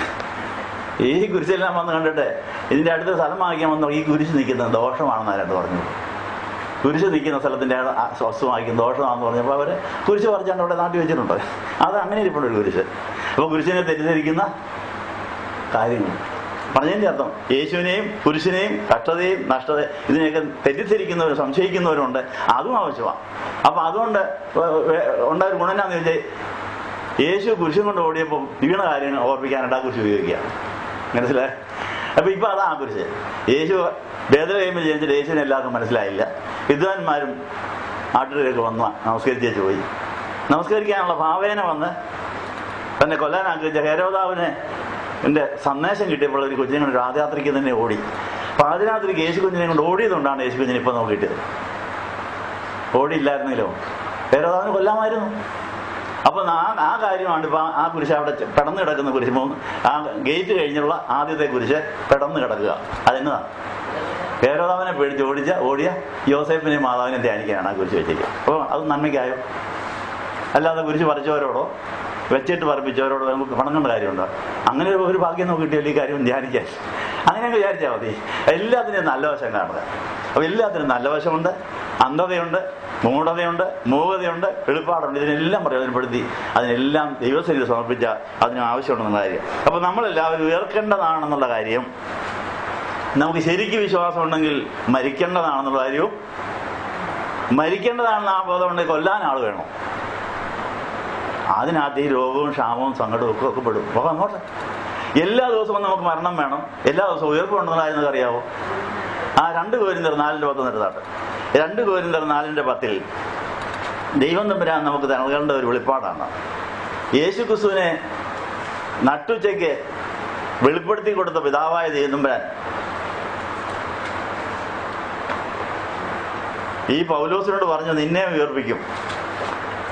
ഉയർത്തെഴുന്നേറ്റ് യേശു അങ്ങനെ വെളിപ്പാട് തന്നെങ്കിൽ നിന്നെ ഉയർപ്പിക്കാനുള്ളതാണ്. നീ അവനെ അനുഗമിച്ചു. ഉയർപ്പിക്കണമെങ്കിൽ ആ ഉയർപ്പിക്കുന്നതിന് മുമ്പ് മരണം വേണം. മരണം വേണമെങ്കിൽ നമ്മളെ മരണം തരാൻ ആൾ വേണം, തെറ്റിദ്ധരിക്കാൻ ആൾ വേണം എന്നുള്ള കാര്യത്തിൽ യേശുവിന്റെ എല്ലാവരും എന്ന് പറഞ്ഞാട്ട് യേശുവിന്റെ ജീവൻ ഞങ്ങളുടെ ശരീരത്തിൽ വെളിപ്പെടേണ്ടതിന് യേശുവിന്റെ മരണം എപ്പോഴും വഹിക്കുന്നു. ആർക്കൊരു ആഗ്രഹമുണ്ടോ? ഇത് ഉയർത്തെഴുന്നേൽക്കേണ്ട ശരീരമാണ്. എല്ലാ ദിവസവും മരിക്കേണ്ട ഒരു വശം എനിക്കുണ്ട്. അപ്പൊ ആ മരിക്കുന്ന വശം ഉയർത്തെഴുന്നേറ്റ് യേശുവിനുള്ളിൽ ചെന്ന് കയറും. അങ്ങനെ എല്ലാ ദിവസവും മരണവും ജീവനും ഉയർപ്പും നമ്മുടെ ജീവിതത്തിൽ നടന്നുകൊണ്ടിരിക്കുന്നു. യേശു ഉയർത്തെഴുന്നേറ്റ് അന്ന് നമുക്ക് ഉയർത്തെഴുന്നേറ്റൊരു വശമുണ്ട്. ഏതാണെന്നറിയാം? നമ്മുടെ ആത്മാക്കളെ വഹിച്ചുകൊണ്ടാണ് യേശു മരിച്ചു ഉയർത്തെഴുന്നേറ്റ് സ്വർഗത്തിലിരിക്കുന്ന നമുക്ക് സ്വർഗത്തിൽ വരെ എത്തിയ ഒരു വശമുണ്ട്. നിങ്ങൾക്ക് ആർക്കെങ്കിലും അറിയാവുന്ന കാര്യം. എഫേസ്യർ 2-ാം അധ്യായത്തിൽ നമ്മുടെ ജീവിതത്തിൽ ഉയർത്തെഴുന്നേറ്റ ഒരു വശം ഇപ്പൊ തന്നെ ഉണ്ടെന്ന്. അത് മാമോദിസയായി തുടങ്ങിയിട്ടുണ്ട്. മാമോദിസയായിട്ടുള്ള സന്തോഷ വാർത്ത. മാമോദിസയുടെ അന്ന് നമുക്ക് ഉയർത്തെഴുന്നേറ്റ് യേശുവിന്റെ കൂടെ ഉയർത്തെഴുന്നേറ്റ് സ്വർഗം വരെ പോയൊരു വശം നമുക്കുണ്ട്. എന്തൊരു വലിയൊരു ഭാഗ്യം. ഒരറ്റം സ്വർഗത്തിൽ എത്തിക്കഴിഞ്ഞെന്ന്. ഒരറ്റം ഭൂമി കിടക്കുന്നു, ഒരറ്റം പാതാളത്തിൽ പോയിരിക്കുന്നു. സ്വയത്തിൽ ആശ്രയിച്ച് ദൈവത്തിൽ ആശ്രയിക്കാത്തവരുടെ പ്രാണൻ എവിടെ കിടക്കുന്നു? പാതാളത്തിൽ കിടക്കും. ആ പാതാളത്തിൽ കിടക്കുന്നത് ഉയർത്തെഴുന്നേറ്റ് യേശുവിന്റെ ഉള്ളിലാകുമ്പോൾ, യേശു രണ്ടാമത് വരുമ്പോൾ ആ പ്രാണനെ കൂടെ കൊണ്ടുവന്ന് കർത്താവിന്റെ ഉയർത്തെഴുന്നേറ്റ് ചെല്ലുമ്പോൾ നമ്മുടെ ശരീരം തന്നെ കല്യാണം നടക്കുമെന്നാണ് പറഞ്ഞിരിക്കുന്നത്. അപ്പൊ നമുക്ക് എല്ലാ ദിവസവും മരണം വേണമെങ്കിൽ എല്ലാ ദിവസവും ഉയർപ്പിന്റെ അനുഭവം ഉണ്ട്. അപ്പൊ ആത്മാവ് നമ്മുടെ സ്നാനത്തിന്റെ അന്ന് ഉയർത്തെഴുന്നേറ്റ് സ്വർഗം വരെ എത്തിയിരിക്കുന്നു. ഓരോ ദിവസത്തെ പ്രാണൻ അന്നത്തെ കുരിശു വഹിച്ച് മരണത്തിന്റെ അനുഭവത്തിൽ കടന്നു പോകുമ്പോൾ സ്വർഗത്തിലെത്തുന്നു. ആ പ്രത്യാശയുള്ളവർക്ക് നിരാശ വരുമോ? അവർക്ക് എന്നും സന്തോഷിക്കാൻ സാധിക്കും. മനസ്സിലായോ? എപ്പോഴും സന്തോഷിക്കാം. കാരണം മരണവും ജീവനും എപ്പോഴും നമ്മുടെ ജീവിതത്തിൽ നടന്നുകൊണ്ടിരിക്കുന്നു. അപ്പോൾ ഉയർപ്പ് നടന്നുകൊണ്ടിരിക്കുകയാണെന്ന്, ഓരോ വശം ഉയർത്തുകൊണ്ടിരിക്കുക. മനസ്സിലായോ? ഈ പ്രത്യാശ ഉണ്ടെങ്കിൽ ഇന്നത്തെ എന്റെ കുരിശ് ഒരാളുടെ തെറ്റിദ്ധാരണയിൽ കൂടെ വന്നെങ്കിൽ അത് നന്ദി പറയരുത്. മനസ്സിലായോ? അപ്പൊ ഇന്നത്തെ വാഗ്വാദങ്ങൾ, സംശയങ്ങൾ, തെറ്റിദ്ധാരണകൾ, അപവാദങ്ങൾ ഇവയെല്ലാം നമ്മളെ ഇന്നത്തെ കുരിശിന്റെ ഭാഗമാണ്. അപ്പോൾ കുറെ വശം ചത്ത് കിട്ടി. ചത്തള ഉയർത്തോളും, കർത്താവിന്റെ അടുത്തോട് പോയി കയറിക്കോളും. ആ കാര്യമാണ് കൊലോസ്യർ 3-ാം അധ്യായത്തിന്റെ 1-2 വാക്യങ്ങളിൽ പൗലോസ് പറയുന്നതിന് എല്ലാ ദിവസവും മരണമുണ്ട്, എല്ലാ ദിവസവും മരിച്ചുകൊണ്ടിരിക്കുന്ന ഒരു വശമുണ്ട്, എല്ലാ ദിവസവും ഉയർക്കുന്ന വശമുണ്ട്. ഉയർത്തുന്ന ശരീരത്തിലാകും. പിന്നെ ബാക്കി ശരീരം ഇവിടെ കിടക്കും. അത് കർത്താവ് വരാൻ താമസിച്ചാൽ വരുമ്പോൾ ഉയർത്തുന്ന ഇറങ്ങിയെല്ലും. ഇപ്പം വരികയാണെങ്കിൽ മരിക്കാതെ തേജസ്കരിക്കപ്പെട്ട് രൂപാന്തരപ്പെടുകയും ചെയ്യും. കൊലോസ്യർ 3-1-2 വാക്യം എന്നാ പറയുന്നത്?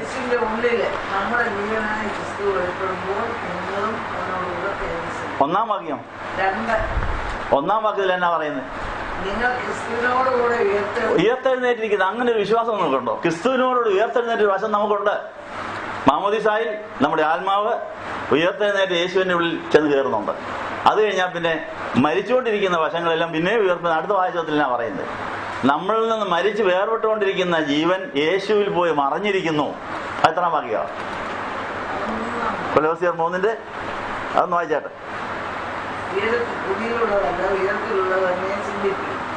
കൊലോസ്യർ 3 നിങ്ങൾ മരിച്ചിരിക്കുന്നു, നിങ്ങളുടെ ജീവൻ ക്രിസ്തുവിനോട് മറഞ്ഞിരിക്കുന്നു. ഈ വിശ്വാസമുള്ളവർക്ക് നിരാശപ്പെടാനൊക്കെ മാമോദിസായിൽ ഉയർപ്പ് തുടങ്ങി. ഓരോ ദിവസത്തെയും പ്രാണൻ കുരിശിന്റെയും രോഗത്തിന്റെയും നഷ്ടത്തിന്റെയും കഷ്ടത്തിന്റെയും വേദനയുടെയും ഏകാന്തതയുടെ മധ്യത്തിൽ ഉരുകി അങ്ങ് പ്രകാശമായിക്കൊണ്ടിരിക്കുക. മെഴുതിരി അതാ കാര്യം പറയുന്നത്. ഉരുകി എണ്ണ പോലെയായി, അത് പ്രകാശം പോലെയായി, അത് സ്വർഗത്തിലേക്ക് അങ്ങ് പോവുക. ഉരുകാത്ത ഒരു കുറ്റി ഇവിടെ ഇരിപ്പുണ്ട്. ഇത് തീരുന്നിടം വരെ ഉരുകിക്കൊണ്ടേയിരിക്കും. തീർന്നേ തീർന്നു. അപ്പൊ നമ്മൾ മെഴുതിരി പോലെ കത്തി ഉരുകി തീരേണ്ടവരാണ്. ഇതില്ലാതാകുകയല്ല, കർത്താവിൽ ചെന്ന് കയറുക. നമ്മിൽ നിന്ന് വേർപെടുന്ന ജീവൻ ഉയർത്തെഴുന്നേറ്റ് യേശുവിന്റെ അകത്ത് ചെന്ന് കയറുകയാണ്. അതെല്ലാം കൂടെ മുഴുവനും കൂടി ആയി കഴിയുമ്പോൾ ആ അകത്ത് ചെന്ന് കയറുന്ന പ്രാണനാണ് മണവാട്ടിയായിട്ട് മാറും. മനസ്സിലായല്ലോ? അപ്പൊ അതുകൊണ്ട് നിരാശയുടെ കാര്യം വല്ലതും ഉണ്ട്. എപ്പോഴും കർത്താവിൽ സന്തോഷിക്കാൻ സാധിക്കും. അപ്പം ഉയർത്തെഴുന്നേൽക്കേണ്ടതാണ് നമ്മുടെ ശരീരം എന്നുള്ള വിശ്വാസം അങ്ങോട്ടും ഇങ്ങോട്ടും പറഞ്ഞിട്ട് അത് വിളിച്ചു പറയുന്നതാണ് സുവിശേഷം. അതാണ് നീതിയുടെ വാതിലൂടെ അകത്ത് കടക്കുകയും എന്ന് നമ്മൾ ഇന്ന് 118-ാം സങ്കീർത്തനത്തിൽ വായിച്ചു. നീതിയുടെ വാതിൽ തുറന്നു തരുകയും ആ യേശുവാണ് ആ നീതിയുടെ വാതിൽ. മരിക്കുകയും ഉയർക്കുകയും ചെയ്ത യേശുവിലേക്ക് നമ്മുടെ പ്രാണൻ കയറിപ്പോണം. ഇന്ന് ആ നീതിയുടെ കവാടമാണ് ഈ മധുവായുടെ കവാടം. നിങ്ങൾ ഈ മധുവായ തിരശ്ശീല മാറ്റി നീതിയുടെ കവാടത്തിലൂടെ നമ്മൾ യേശുവിലേക്ക് നമ്മുടെ ഇന്നത്തെ പ്രാണൻ കയറിപ്പോവുകയാണ്. അത് എത്രാം വാക്യമാണ്? 118-ാം സങ്കീർത്തനത്തിൽ നീതിയെക്കുറിച്ച് പറയുന്നത് എത്രാം വാക്യമാണെന്ന് നോക്കിയേ. നീതിയുടെ കവാടം, ആ നീതി നമ്മൾ അന്വേഷിക്കണമെന്നാണ് പറഞ്ഞിരിക്കുന്നത്. എല്ലാത്തിനും മുമ്പേ അന്വേഷിക്കേണ്ടത് ഇന്ന് യേശുവിന്റെ മാറിൽ എത്തിച്ചേരേണ്ട പ്രാണൻ മരിച്ച് ഉയർത്തെഴുന്നേറ്റ് യേശുവിലേക്ക് പോകാൻ ഇന്നത്തെ സകല അനുഭവങ്ങളെ സ്വതത്തോടെ സ്വീകരിച്ചാൽ ഈ കുർബാന സമാധാനം വലിയ സ്തോത്രമാണെന്ന് പറഞ്ഞ പോലെ അതിന്റെ അർത്ഥമാകും. 19-ാം വാക്യം എന്ന് പറഞ്ഞാട്ട് നീതിയുടെ വാതിലുകൾ തുറന്നു തരുവീൻ. ഇപ്പൊ ഇതാ തുറന്നു കിടത്തുക. അതാണ് ഒരു കുർബാന നഷ്ടപ്പെടുന്നു പറയുന്നത്. നീതിയുടെ വാതിൽ, മദ്വഹായുടെ വാതിൽ തുറക്കുന്നവരുടെ പ്രാണൻ അതിലൂടെ കയറി കർത്താവിന്റെ തിരിശ്ശേരി രക്തങ്ങൾ വഴി സ്വർഗത്തിലേക്ക് പോയി അവിടെ പോയി ശ്രമിക്കും. പിറ്റേ ദിവസവും അതേ അനുഭവം തുടരുക. അങ്ങനെ എല്ലാ ദിവസത്തെയും പ്രാണൻ നീതിയുടെ വാതിലൂടെ എവിടെ എത്തണം? സ്വർഗത്തിലെത്തണം. അതാണ് ഞാൻ തന്നെ വഴിയും സത്യവും ജീവനും വാതിലുമാണെന്ന് കർത്താവ് പറഞ്ഞിട്ടുണ്ട്, ഇല്ലേ? ഞാൻ വാതിലാണ്, ആടുകളുടെ ആണ് അതിൽ കൂടെ കയറി ദൈവത്തിലേക്ക് പോകുന്നു. അപ്പൊ ആ യേശുവിന്റെ വാതിൽ നമ്മൾ എത്തിയിരിക്കുന്നു. ആ വാതിലിലൂടെ നമ്മുടെ പ്രാണൻ സ്വർഗത്തിലെത്തിയാൽ ഇന്നത്തെ ഭാഗം ഭദ്രമായി. അങ്ങനെ നമ്മുടെ ഈ നോമ്പ് കൊണ്ട്, ഉപവാസം കൊണ്ടും പ്രാർത്ഥന കൊണ്ടും പിശാചിന്റെ അവകാശം തീർന്ന് കുഴഞ്ഞേറ്റിൽ നിന്ന് കയറി വരുന്ന പ്രാണനും ഈ വാതിൽ കൂടെ കയറി യേശുവിന്റെ അകത്ത് എന്ന് കയറണം. 100% പ്രാണനും യേശുവിന്റെ ഉയർത്തുന്ന സ്ഥിതിയിലെത്തിയ പിന്നെ ശരീരത്തിന്റെ ഭാഗം മാത്രം ഇവിടെ കിടക്കുന്നു. കർത്താവിന്റെ വരവെങ്കിൽ അതും ചീഞ്ഞഴുകിപ്പോയാലും ഉയർത്തെഴുന്നേറ്റ് കയറി വരും. അത് കർത്താവിനോട് ചേരും. സ്തോത്രം ചെയ്യുകയും. അപ്പൊ അത് ഈ കുർബാന സമാധാനം വലിയ സ്തോത്രമാണ്. അപ്പൊ ഈ സ്തോത്ര കുർബാനയിൽ ഇന്നത്തെ നീതിയുടെ വാതിലെത്തിയിരിക്കുന്നത് നന്ദി പറഞ്ഞുകൊണ്ട്, കർത്താവ് എനിക്ക് സംഭവിച്ചിരിക്കുന്ന എല്ലാ അനുഭവത്തിനും നന്ദി. അതൊക്കെ നിനക്കുണ്ടായ അനുഭവത്തിന്റെ ബാക്കിയാണ്. ഒറ്റപ്പെടൽ, തെറ്റിദ്ധാരണ, സംശയം, ഇതെല്ലാം യേശുവിന് തന്റെ ജനനം മുതൽ മരിക്കുന്നിടം വരെ ഉണ്ടായിരുന്നു. സ്വർഗാരോഹണം ചെയ്തപ്പോഴും ചിലർ സംശയിച്ചെന്നാ പറയുന്നത്. സ്വർഗാരോഹണത്തിന് പോയപ്പോൾ 11 ശിഷ്യന്മാരേ ഉള്ളൂ. അവർ ചിലർ സംശയിച്ചൊന്നും എഴുതിയിട്ടുണ്ട്. അപ്പൊ ഈ യേശുവിന് ഉണ്ടായ പിന്നെ നമ്മുടെ കാര്യം പറയണം. വഴി സത്യം ജീവനുമായ യേശുവിനെ എല്ലാവരും മനസ്സിലാക്കിയില്ല, കുറെ പേരെ മനസ്സിലായുള്ളൂ. സ്വർഗാരോഹണം ചെയ്തപ്പോൾ തന്നെ 11 ഉള്ളൂ. ബാക്കിയുള്ളത് എവിടെ പോയി? അവർക്ക് തന്നെ സംശയം. അത് ലൂക്കോസ് 24 എഴുതിയിട്ടുണ്ട്. ചിലരോ സംശയിച്ചു. പിന്നെയും ആ സംശയം കൂടെ തീർത്തിട്ടാണ് ഞാൻ വീണ്ടും വരുമെന്ന് പറഞ്ഞാൽ ചോദിക്കുന്നത്. അത് വിശ്വാസമുണ്ടോ? വീണ്ടും വരുമെന്ന് പറഞ്ഞാൽ വിശ്വാസമുണ്ട്. ആ പ്രത്യാശയിലാണ് നമുക്ക് കിഴക്കോട്ട് തിരിഞ്ഞെന്ന് പ്രാർത്ഥിക്കുന്നത്. കർത്താവ് കിഴക്കിന്ന് പടി ഞാനോട് ഇടിവാൾ പിന്നുന്ന പോലെ വരുമെന്ന് ആലോചിക്കുന്നത്. സെക്കൻഡ് കൊണ്ട് വന്നിട്ട് പോകും. അതുകൊണ്ടാണ് കിഴക്കോട്ട് തിരിഞ്ഞ് പ്രാർത്ഥിക്കുന്നത്. ഇടിവാൾ പിന്നുന്ന പോലെ വന്നേച്ച് പോകുമ്പോൾ എന്നെ കൂടെ കൊണ്ടുപോകണം കേട്ടോ, ഞാൻ ഇന്ന് വരുന്നുണ്ട് എന്ന് പറയാനാണ്. അങ്ങനെ ആഗ്രഹിക്കുന്നവർക്ക് എഴുന്നേൽക്കാം. അവർക്ക് വേണ്ടി ഇതാ വാതിൽ തുറന്നു കിടക്കുന്നു. നമുക്ക് ആരാധനയിലേക്ക് പ്രവേശിക്കാം. നിങ്ങൾക്കെല്ലാവർക്കും സമൃദ്ധി ഉണ്ടായിരിക്കട്ടെ. ഇന്ന് നമ്മൾ വായിച്ചു കേട്ട തിരുവചന പ്രകാരം യേശു നമ്മുടെ അന്ധകാര ജീവിതത്തിൽ സൂര്യനെ പോലെ ഉദിച്ചിട്ടുണ്ടോ? ഇതവൻ ഉദിച്ചു വരുന്നു. കണ്ണുകൊണ്ട് ആദ്യം കാണുന്നു. എൻ്റെ കർത്താവെ, എനിക്ക് ഈ അന്ധകാര ലോകത്തിൽ നിന്നെ ഇതുവരെ ഒന്നും കാണാനൊത്തിട്ടില്ല. അദൃശ്യനായ ദൈവത്തിൻ്റെ പ്രതിമയായ ലോകത്തിൽ അവതരിച്ച യേശു എനിക്ക് വേണ്ടിയാണ് നീ ബേത്ലഹേമിൽ ജനിച്ചത്.